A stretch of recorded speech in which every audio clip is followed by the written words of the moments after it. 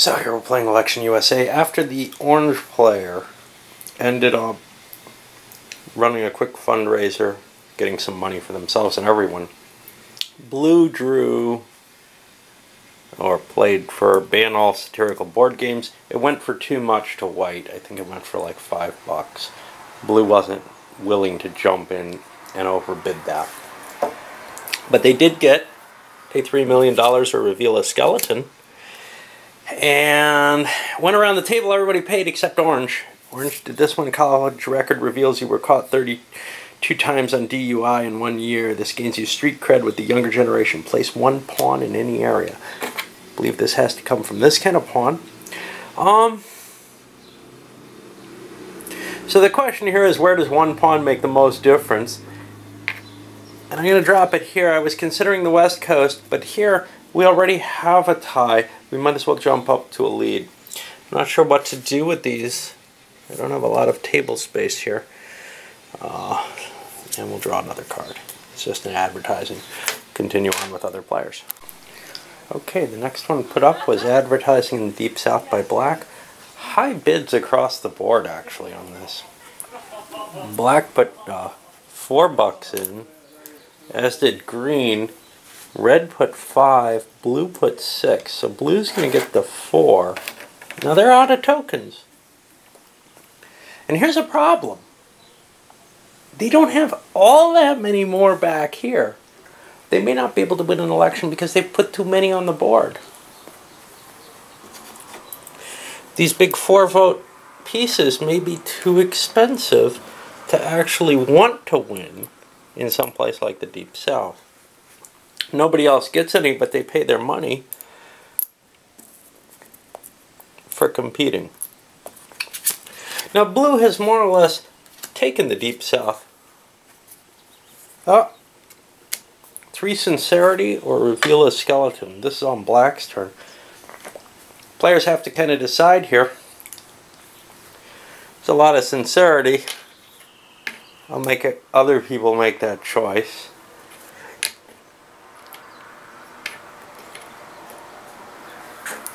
Orange got lucky. Yeah, they're going to pay this one. Sincerity is not as important as money.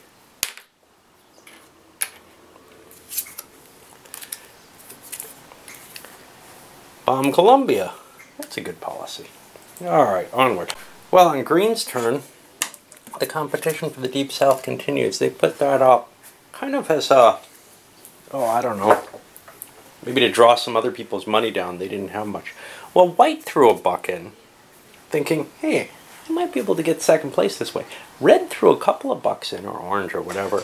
And now they're tied in the Deep South. Both Orange and Blue are heavily committed there. And it's not that valuable a location. The fact that they're tied means White will get the high score as things stand. Illegal to ask the government for any handouts of any kind. Okay. And we're on to White, who has no money. And this is the thing. As soon as your money's gone, you're kind of neutered. What can you do? Your campaign dies. And in a way, that's kind of more realistic than most election games seem to be. White played this Advertising in the West Coast. Got a bunch of people to spend $4 each on that card. A 3-way tie in the West Coast. Drained some money. They can kind of write that off and hope that that'll become a big way to gain and lose money. But Red ran into the bonus, a fundraising event, and they'll be pulling some money from that. Both they and Blue are out of tokens now, though. So in order to compete somewhere other than the Deep South, and they've committed so much there that they're probably out of the game at this point. We'll see. Green snuck in Advertising on the Eastern Seaboard where they're not interested. Blue and White came in second with only $1 each. They were trying to see if they could get this. But Black snuck in, actually put way more money in. Probably more than they had to because nobody else has much money, or had. They're out now, except for Orange. And ended up actually taking the lead in the East Coast. And we've got reduced gas to 50 cents a gallon. We're on White, who has to try to decide what they're doing. Now, here's where we're in the position where you kind of want to drain everybody's money. And people, maybe the game doesn't always end up this way, but I suspect it does. People are going to be trying to play to make other people put bids in for things they want,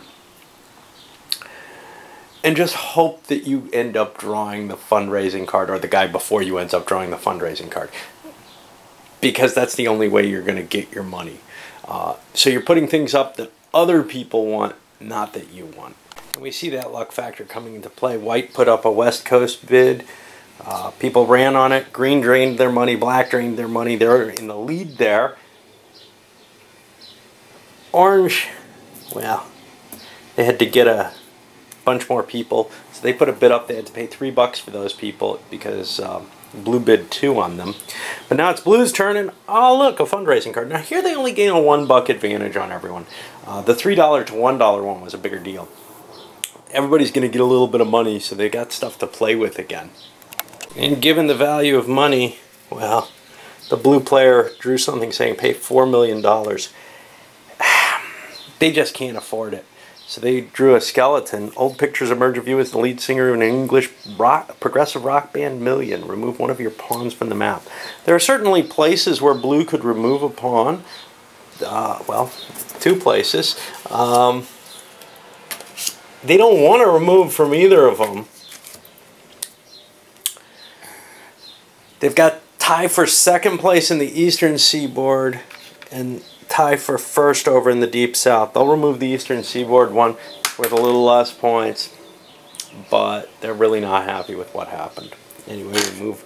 Oh no, we keep drawing. They might get more penalties. White got burned. They paid. They got away with $1 to the southern states, but then they failed to squash rumors that you have had a sex change operation. That's 2 pawns. And that, again, painful locations. Deep South, well, it looks like they're way behind there, but they're actually in 1st place as long as that tie's still there. Over here on the Eastern Seaboard, they have 2nd place. Southern states, they only have 1 pawn to lose. Ugh. Hard decision here. I'm going to drop 2 off the Eastern Seaboard and hope that the current situation doesn't change much, because as it stands, they still have 2nd in the Eastern Seaboard because of the tie there. Well, red got lucky with another fundraising event. A little bit of money there. And blue got the last one, I think. But anyway. Now blue's got a choice. They've got some tokens. Everybody's got a little bit of money. It's time to see what they can do, because they're in the lead in money. Now, one of the questions here is everything open or not? And that's actually not clear in the game. If everything's open, which I kind of assume when not stated otherwise, well, you know more about where you want to play and where you don't. So blue wants to play where they're not competing with red, or where they can drain other people's money. And that's how we're going to kind of play it, is that people know what the money is. We'll see. So blues managed to grab all of their pieces into a pool. They bought a couple more options here, declaring war on France and cannabis classified as a Class A drug. And they're kind of upset about that second one. They paid $3 for 3 pips that they didn't really need. They're down to $1. They're not going to be able to compete. But if some fundraising comes up, if things get lucky, they'll appear to not be gaining much for a while. And maybe they can, you know, get some lucky growth off of that. Right now, though, I would say red, with their pool of money and not an insignificant number of pieces, may be in the lead. It's hard to tell, though, because if somebody puts out a big 4-point card and you win that, all your pieces are committed to that. A lot of little tricky things in this to deal with. We're seeing purchasing pawns is diminishing greatly in value. So, for example, legalizing nuclear weapons for home defense only went for $1. That's 3 pawns. Now, red only got 2 of the 3, but nobody was willing to bid 2 on it. The value of pawns has decreased a lot. Well, the value of everything's decreased a lot because there's so little money at this point. Anyway, we're onward. Blue probably doesn't want to put these guys up, although they might with the drain other people's money intention. We'll see. And blue managed to engineer a slight spend off where black and red both paid in the eastern seaboard. Only black got 1 pip there. Then they got a skeleton card, but it's only sincerity. Everybody's willing to throw that away. I mean, this is an election after all. I realize I haven't been keeping track of the skeletons. I've got 3 of them down here. Now, I should give them to the right people. This one I know went to red. This one I believe went to blue. Sex change operation, I don't remember for sure. That was white's. Alright. Because if you get 4 of them, the game's over. I don't think the game's going to end that way, but we'll see. Other ways the game ends is once you get all your pawns on the map, or the deck becomes exhausted. Well, people have pawns still available, plus there are some here in the pool that haven't been played yet. So we'll see. Well, we had a battle open up in the Midwest. This was, I think, Black's doing. Put it into play. A bunch of people played for it, a couple bucks max. But then this big string of fundraisers where everybody got some extra cash and everybody's sitting on a much bigger pile of money at this point. And Ron Green's turn to decide how to try to get people to spend that money so they have the advantage for what they need to spend for. Interesting decision here. White put up this 4-point Great Lakes card. Red could buy it. Red could get the Great Lakes. Here's the problem. They would not be in competition in either of these 2 states. They'd be at 2 points here. So they can calculate out, can they win the game if they buy this? Because if they cannot, they don't want to get first place on this card. So, let's see what we'd have. 4 points for white here. Nothing here. 7 points white. Okay, and I'd be getting 3, 4, 5. I actually make that 11 points white. White is in a great position. Red cannot afford to play their last piece on the board. This is kind of an annoying situation, but they have to win some of these. So they have to actually pass on this one. And I have to do that kind of thinking with some of the other players. Well, the only other one who has all his pieces available is blue, and he can't drain them all into there. So only red is restricted from wanting to win this race.